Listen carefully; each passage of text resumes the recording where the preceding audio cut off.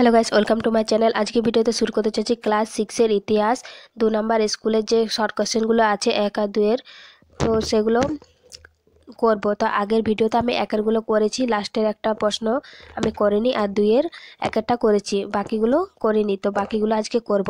তো দেখো, 1 নাম্বারে যেটা লাস্টে ছিল 14 নাম্বারের প্রশ্নটা, এটা উত্তর হবে। দেখো, সেন্ট থমাস খ্রিস্ট ধর্ম প্রচারের জন্য ভারতীয় উপমহাদেশে এসেছিলেন কার আমলে? এটা হবে অপশন সি, গন্ডো ফার্নেস এর আমলে। তো এটা হবে এটার উত্তর।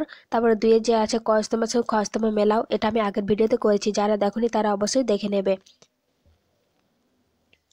পরে দেখো, দুয়ের প্রশ্নে কি বলা আছে, বেমানান শব্দটি খুঁজে বের করো। তো এটা হবে দিনার। পরে 3-এ বলা হয়েছে উপমহাদেশ বলা হয় কোন শাস্ত্রকে? এই উত্তরগুলো আমি খাতায় করেছি, দেখে নাও। 3-এর উত্তরটা হবে উপমহাদেশ বলা হয় চিকিৎসা শাস্ত্রকে। পর প্রশ্নে বলা হয়েছে প্রাচীন ভারতে কৃষি বিজ্ঞান বিষয়ক একটি গ্রন্থের নাম লেখো। তো এটার উত্তর হবে প্রাচীন ভারতে কৃষি বিজ্ঞান বিষয়ক একটি গ্রন্থের নাম কৃষি পরাশর। ব্রহ্ম সিদ্ধান্ত গ্রন্থটি কার লেখা? ব্রহ্ম সিদ্ধান্ত গ্রন্থটি ব্রহ্মগুপ্তের লেখা। চরক সংহিতায় কতকগুলি ঔষধি গাছপালার তথ্য পাওয়া যায়? চরক সংহিতায় প্রায় 700 ঔষধি গাছপালার তথ্য পাওয়া যায়। শূন্যস্থান পূরণ করো।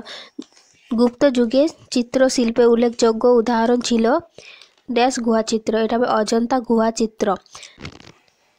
ঠিক না ভুল লেখো। ভারতীয় উপমহাদেশে পশ্চিম উপকূলের সেরা বন্দর ছিল ভিগু কচ্ছ। এটা হবে ঠিক। সুয়াংজাং নালন্দা মহাবীরে কোন বৌদ্ধ পণ্ডিতের কাছে পড়াশোনা করেন? তো উত্তর হবে সুয়াংজাং নালন্দা মহাবীরে বৌদ্ধ পণ্ডিত শিলভদ্রের কাছে পড়াশোনা করেন। পর প্রশ্নে বলা আছে সিরিয়ার কোন শাসকের সঙ্গে বিন্দুসারের যোগাযোগ ছিল? তো উত্তর হবে সিরিয়ার শাসক প্রথম অ্যান্টিওকস এর সঙ্গে বিন্দুসারের যোগাযোগ ছিল।